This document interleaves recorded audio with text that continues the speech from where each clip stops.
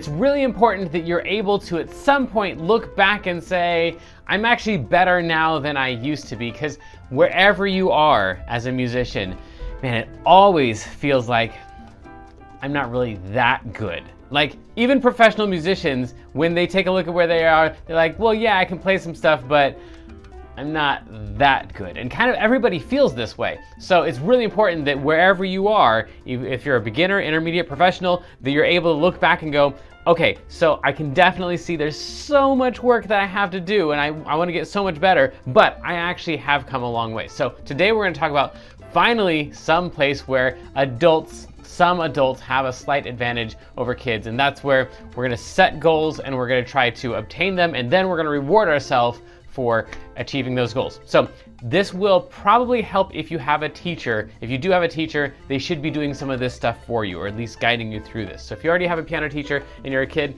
well then that's really good news. But if you don't, that's fine, because we can still do this stuff on your own. You just need help setting your own goals. So the assignments section here, you can set up your own assignments. This is just something that you see, you know how to do, and your muscles can't do it yet. So it's something you can't play yet, but you do understand how to do it. And that's what an assignment should be. If you've got a teacher, they should be giving you assignments that you understand how to do them. And you're like, oh yeah, totally, that makes sense. I could probably do that. But when you go to actually do it, you can't actually do it yet. That's what an assignment is. If you've got an assignment that doesn't make sense, you either need a new teacher or you need a new assignment.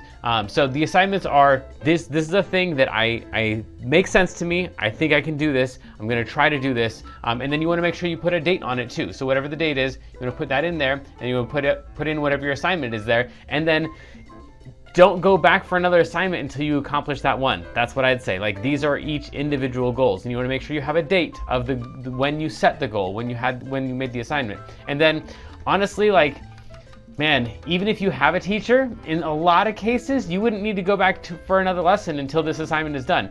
And sometimes you need to go back for a lesson sooner than it's scheduled. So that's kind of the problem with, like, and this is a whole other topic, but having a lesson like every week or every 2 weeks, like sometimes assignments take 1 day or 2 days to accomplish, and sometimes they take 3 or 4 weeks to accomplish. So really you need another lesson when you need another assignment, and that happens whenever you're done with your assignment. So if you've got a teacher with a flexible schedule who's like, yeah, you can, set up a lesson with me in a couple days or in a few weeks or whatever, that's the best. I would go back whenever you're done with your assignment. But again, if you don't have a teacher, then great, you're your own teacher. Go back for another assignment whenever you finish that one. So that's kind of the point of this. And then when you get to the end of this, the point is not to just like keep track of your assignments, but the purpose is that when you get down to the bottom of your list down here, you can look back over all the things you've done and you're like, I feel like I'm really not that great a musician. There's so much more work that I have to do out there, but you can look back and go, but I accomplished this and this and this and this and this and this and this, and this should be a really rewarding list for you. So don't throw away these assignment pages when you fill them all out. When you fill them all out is when they're finally the most valuable, because you get to go back and look at all the things you've accomplished. Now this next part is probably the most important part, because students all the time are coming to me and saying, I've been playing for 5 years, or I've been playing for 10 years, or you ask someone if they're good at piano or not, and they're like, yeah, I've been playing since I was 5.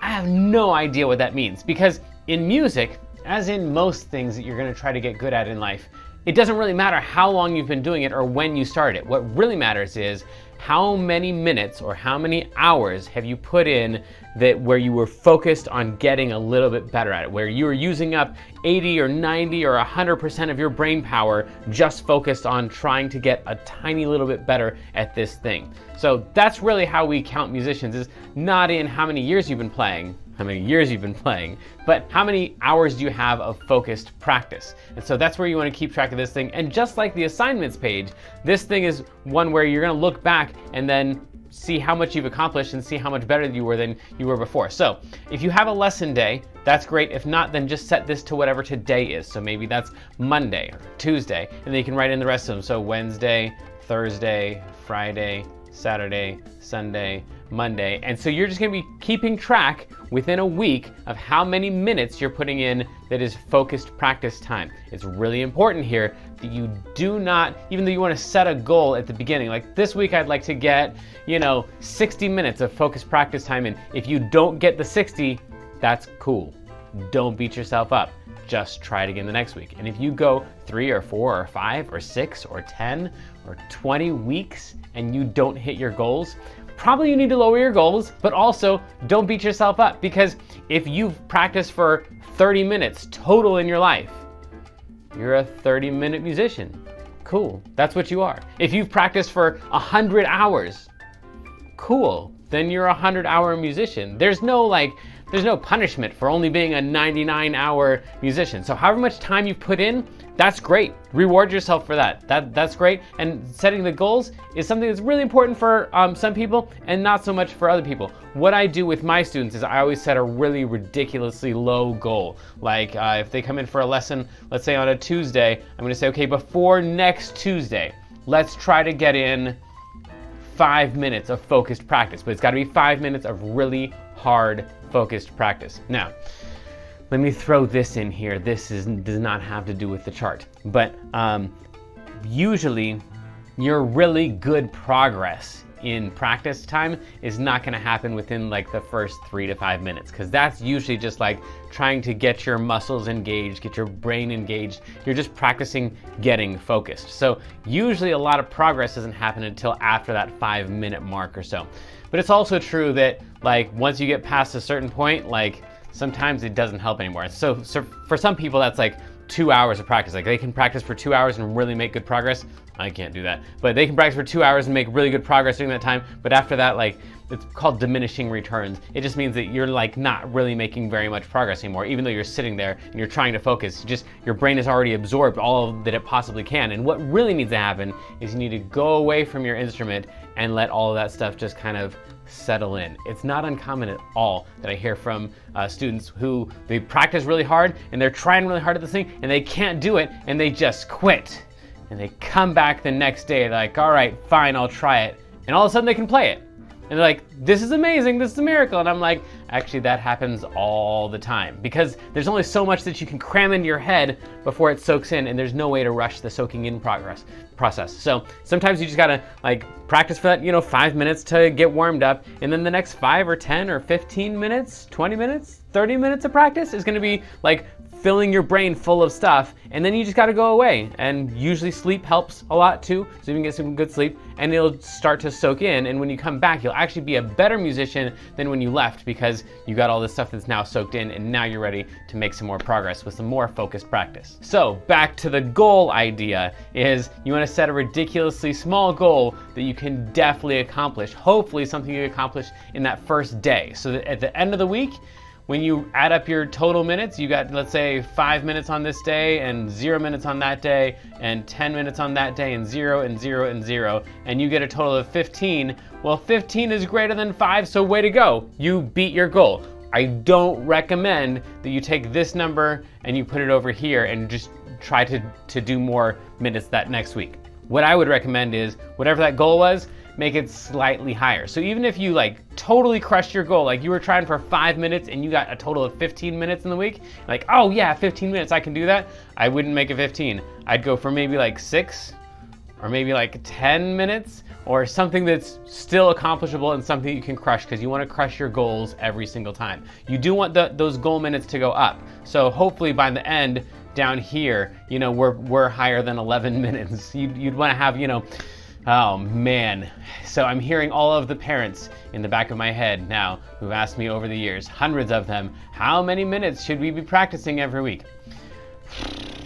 I hate that question and I hate this answer, but I'll give it to you anyway. It's pretty common that students would practice 3 to 5 times a week for 15 to 20 minutes. That was a useless answer, but people need an answer to the question.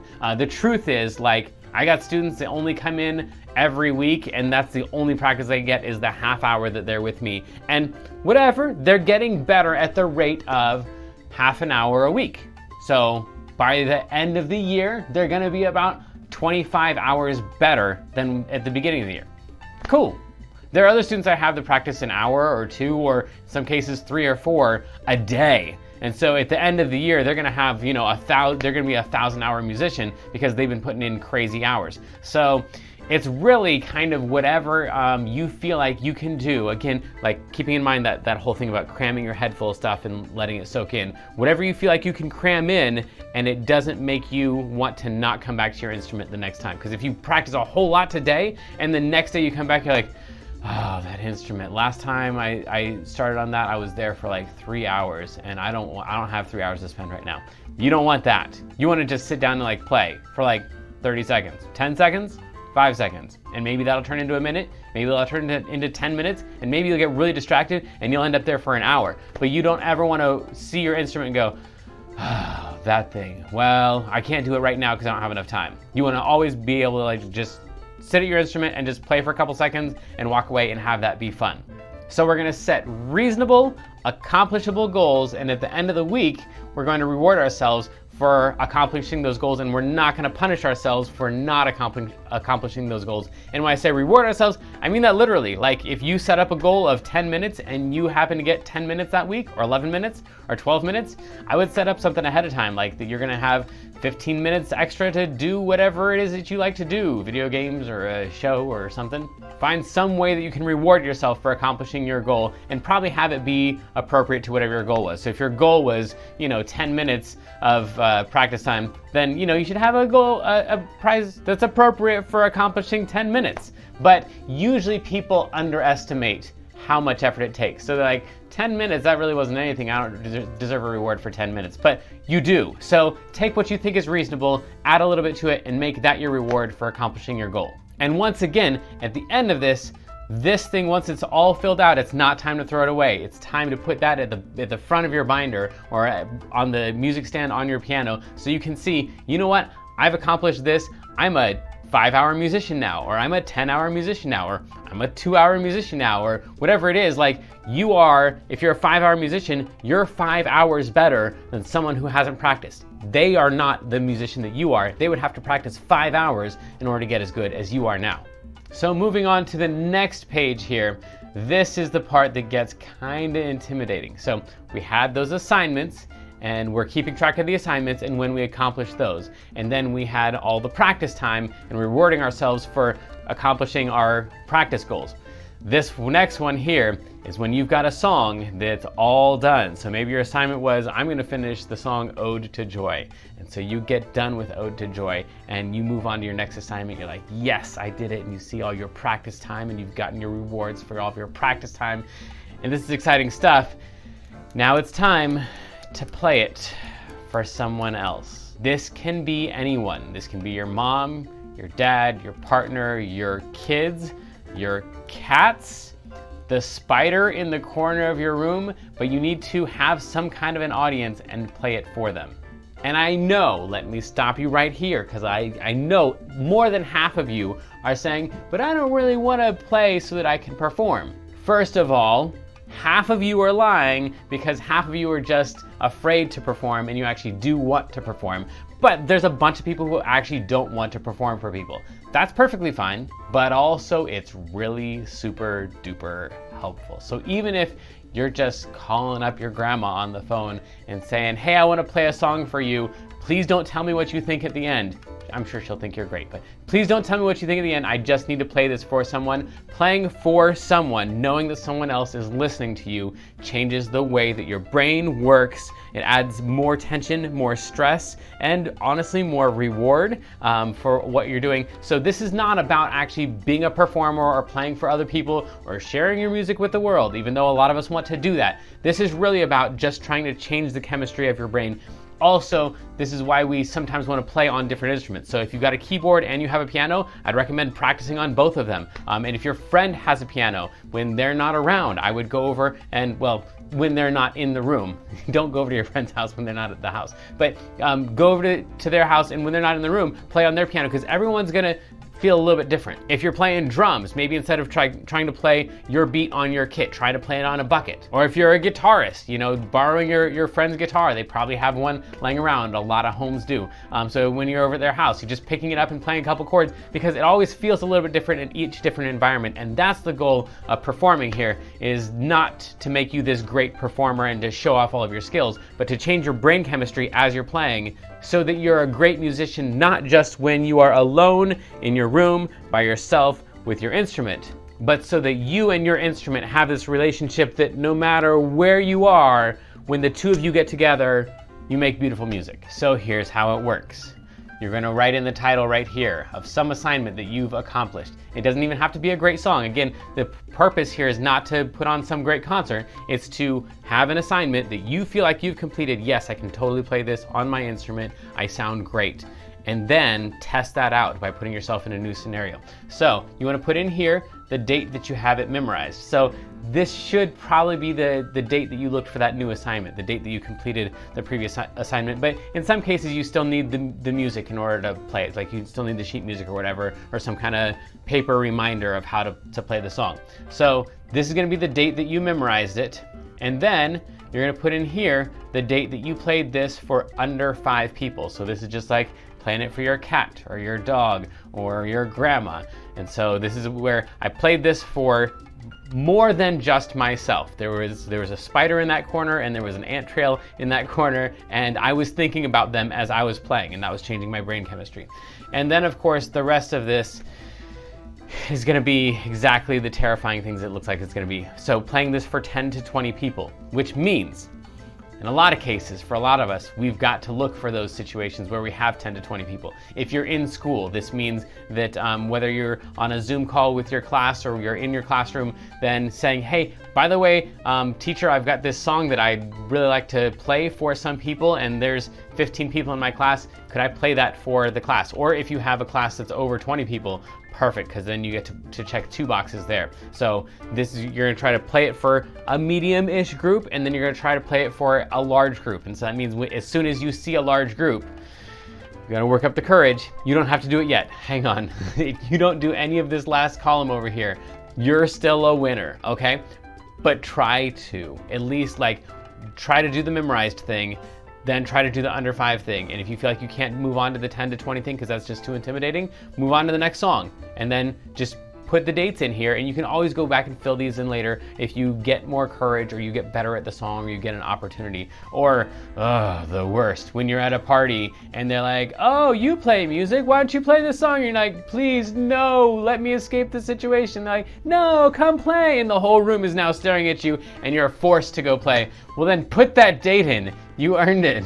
Even if you messed up, this is not a time where you played the song perfectly. Again, this is just a time where there were this many people that were paying attention to you and you were forced to perform. So the act of trying to play your song is success. That is performing for a large number of people, and that's the goal here, is to attempt to perform, not to wow your audience. Once you can do that, this used to be a big deal, but anymore this is really super easy to record yourself and maybe throw it on YouTube or Vimeo or whatever your favorite video platform is. Even if you don't make the videos public, just something where you can come back later and listen to yourself play, because this happens all the time too, where you play some song, you work on it, you're like, whatever. I mean, I spent a long time on it and it sounds all right, but whatever, I'm not really that good.